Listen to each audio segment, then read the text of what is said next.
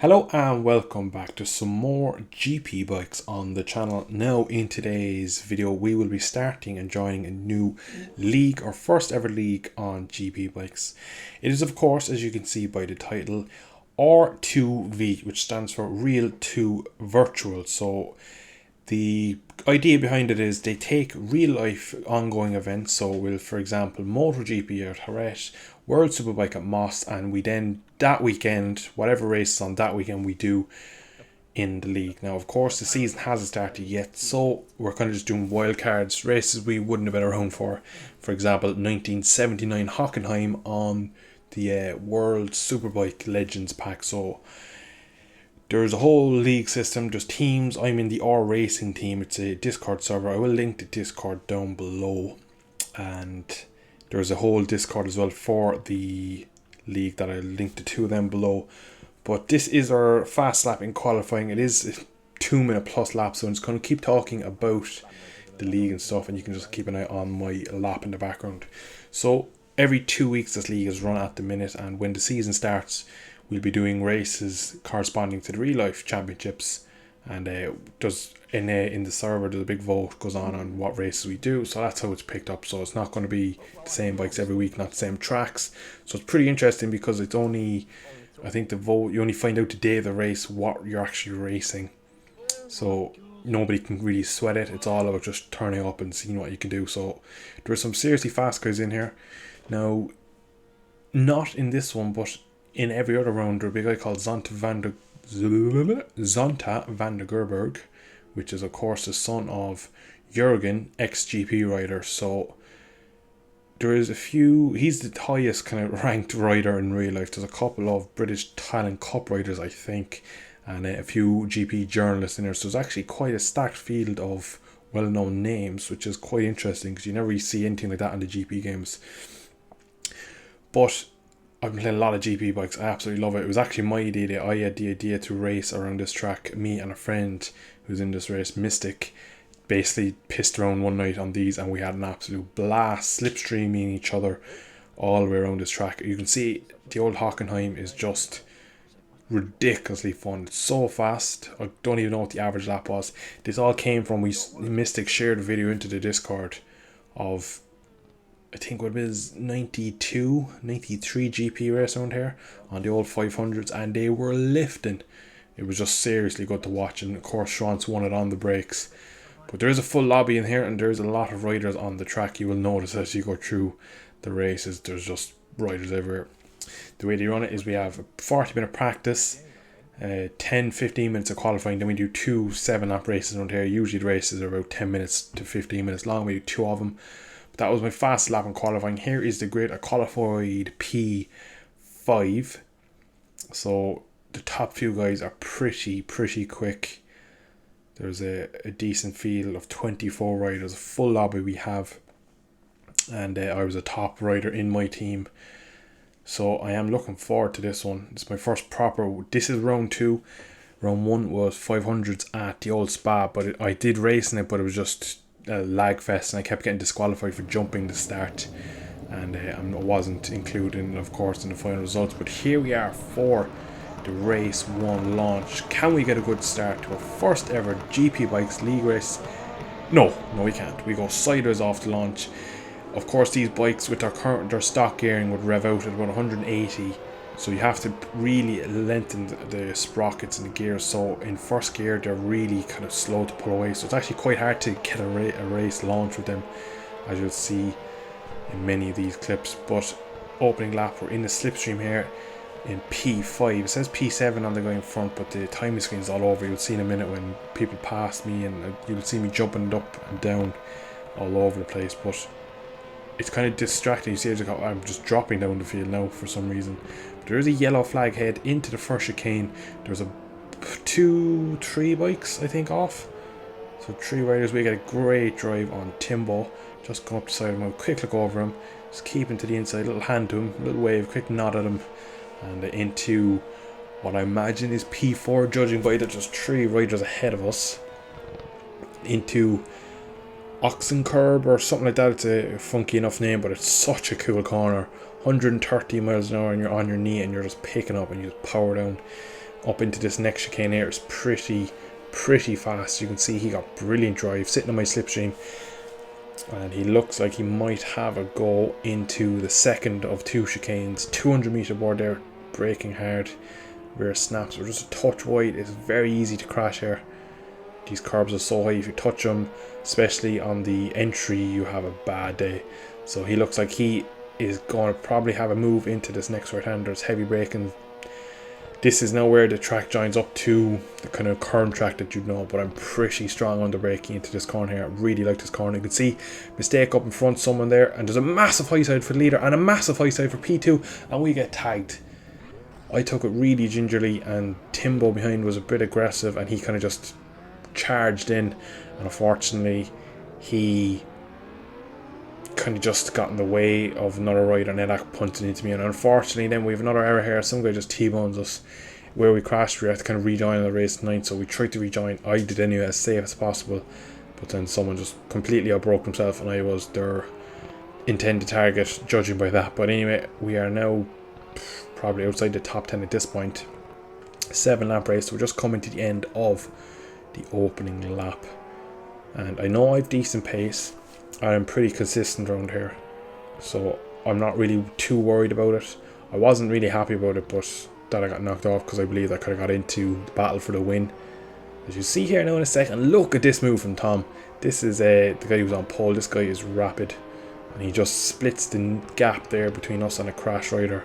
And I was thinking, no, this is the job. We're down the pack. We're now behind probably arguably one of the fastest men on track, and we're going to just tuck in now, have a nice little couple laps behind him. I felt like I could follow him pretty comfortably with the slipstream. The slipstream on this game is absolutely incredibly strong at the minute, so for me, just get into a nice rhythm, get in behind him and get dragged along, and I was pretty happy to do that. Now there was someone right on my tail, and you'll see in a second, if you look back, when I look back, it looks like he was really bulky, but there's actually 2 riders on that bike. There's a bit of a glitch in this game sometimes that I end up with 2 people on the one bike. So you'll see it, and he actually does get me in the next section or so. But we actually take a lot of time out of Tom in there. He goes wide into the second part of the chicane. We get a great exit, absolutely maximising all the track. We get a better drive than the guy behind us too. Now it says he's P3. I don't believe that. We get good slipstream. I didn't really want to pass him, but I such a kind of run on him, I kind of had to. And into this next fast right-hander, come up to 190 miles an hour, back 2 gears. Throw it in, small rear brake mid corner just to turn the bike, and then pick up a lovely aggressive throttle. And you can just power out the car. The bike starts to pump on exit. This mod, the World Superbikes in the 90s one, is pretty sprung. The bikes are very soft and springy, but you see in here, I just brake a bit earlier, but then just downshift a bit early. You see the rear starts to snap and could dance around underneath me, and that inside curb there, if I touched that, I was down, and I got poor exit. You see how much Tom has just pulled away, and that has left this guy, or these guys, onto me. You see, I'll have a quick look over. There's 2 riders, you can just about see it, and that is Sven there, who's just crashed in front. He is one of our teammates, and we can see now here, he's pretty late in the brakes. We just give him a bit of room. Unfortunately, we lost the kind of toe to Tom, but the double rider bike has made a big mistake. He kind of followed Tom. Tom was in the touch hot, and that guy kind of used him as a marker, just couldn't get a stop. Ran out of talent and ran on the dirt. So now, unfortunately, I'm pretty much out of Tom's slipstream, so it's unlikely I'll be able to get it back. And with Sven behind me, I didn't really want to push too hard. I was conscious that I was making positions back up, and that would have been my first race of this season. I wanted a pretty consistent road. So it says P8 on my pit board. I don't know how accurate that was. But then again, no yellow flags, another rider off in front, and it looks like Tom just misses that bike. We fly past it. There's actually 2 down. So again, don't know if they're lap riders or riders ahead. It's one of the issues with this league and this game. You don't really know who's who judging on the position, because it just lags out and everything changes. But we fast forward here now to lap 7, and as we came into turn 1, someone crashed, and I thought it was Tom. Tom disappeared up the road. So we were taking it gingerly, thinking I kind of had an idea that I was either 5th or 4th or 3rd, so I knew I was in for the podium, so I kind of took it gingerly, thinking Tom had fallen. And then you'll see here in a second, I'll just look over, I hear out of nowhere, I think it's a bimotor, I think, oh no, it's an R7, he just cut the track completely, a lap down rider, and he gets his penalty in about 3, 2, 1, yurt, and he's gone. Pretty happy. We'll see here in a second. I think I give him a bit of a wave. I was delighted I fell off. Just look over his shoulder and kind of give an old hand gesture. If you can make out what that means, fair play to you. I'm not going to tell you because I'll leave it up to your own minds. But anyway, last lap, we've had a pretty successful debut in this league. I performed pretty well myself. My pace was quite good. My lap times were pretty much on my qualifying laps, even on harder tyres, so I was pretty happy. I was definitely one of the quicker guys, which was a benefit for this race, and it was one track I did like, so it was a bonus, and I felt really strong on the brakes. I had a nice little setup this bike. It turns out, actually, I just realised, was told before I started recording, that the Biomotor in this mod is like 30k quicker, so like that's ridiculously faster. That's probably 15 miles an hour faster than us, and we were racing against a few of them. You'll see in race 2 we are behind one of them. We get slipstream on him and he's pretty rapid, so maybe, I don't know any of the top guys running them bikes, but pretty interesting to see that there was such a big difference in pace. But we come across the line, it says P6, but it says across the line finish P4, 10 seconds off the lead. Nice wheelie there to celebrate our first finish in the class. Now, at one point I thought I might be battling for the podium, but what can you do? Anyway, on to race through. What can we do? Better start? Worse start. X1 on the VTR. He came second in the first race. There's Timbo again, another guy. There was our other teammate, Mystic. Brilliant start from him. Harvey down the inside, and then Lucas Brown. Jesus, so aggressive. Nearly took the front off, all over the place, on the grass. What is this clown doing? Anyway, slipstreaming him. He's so aggressive. He's on the Biomotor, but he got such a bad exit because of the way his line was. We're just going to slip up. I'm just kind of giving a little rub, trying to hand up with him, and into what I think is about P5. I think there's, yeah, there's 4 riders ahead, so, but we're pretty, I'm very confident with the front end of this bike, and I do make up a lot of time on the entry. I think that's Lucas again, just on my back wheel there, really shadowing me, almost take me out. If he made a mistake there, I was toast. But there he's now sitting on my back wheel. We're in the slipstream of Timbo, so we're just going to get pulled away from Lucas, thankfully. But I reckon he's going to go for the move into this corner, so we can just brake a bit early, leave him have it, stay out wide, a couple of riders down, I just leave the brake off, turn it nice, slow in, fast out, and sold him a bit of a dummy. And now I have a nice exit compared to him, and I've slipstreamed from Timbo, and that is X1 on the V-twin Honda in P2. But as we come up here, I know I'm going to have extra speed from the slipstream, take a handy. Unfortunately this guy doesn't, and end of our race. So he just clatters us into us. It was deemed in the chat racing incident. He took out someone else as well, but that pretty much was my race done at that point. I've destroyed my race. So unfortunately, a DNF in race 2 out of my hands. We've gotten not a bad launch, but we had a good opening lap. We were in the battle again for P3, P4, and maybe I could have went in battle with a bit more experience on the bike and with the track. Could have maybe got a podium in my second race, but unfortunately it was taken out of my hands.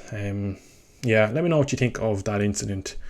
I'm pretty much full blown know that it wasn't my fault. I did nothing wrong. Some people believe that he made the corner of the race incident. Look, it's done now at this point. It was really annoying at the time. I won't include the actual audio of what I said at the time, just because I don't want to make your ears bleed. But anyway, I am going to leave it there for this episode of the R2V League. Now, it will be about 2 weeks until the next one is up. We don't know where we're racing, but it'll be probably a short circuit. The first one was Old Spa, and then this is Old Hockenhein, so people are kind of complaining that we're going to a bit quirky track. So someone wants, there's a lot of people always voting for Most, and we did actually almost go there in round 1. So that could be maybe round 3 if I had to kind of make a guess, but we don't know. We won't find out until the day before or the day of the race. But anyway, thank you all for watching. Hope you have enjoyed this. I had some great fun racing in this league, and I look forward to racing in the future with them. Once again, thank you all for watching. I'll catch you all in the next one.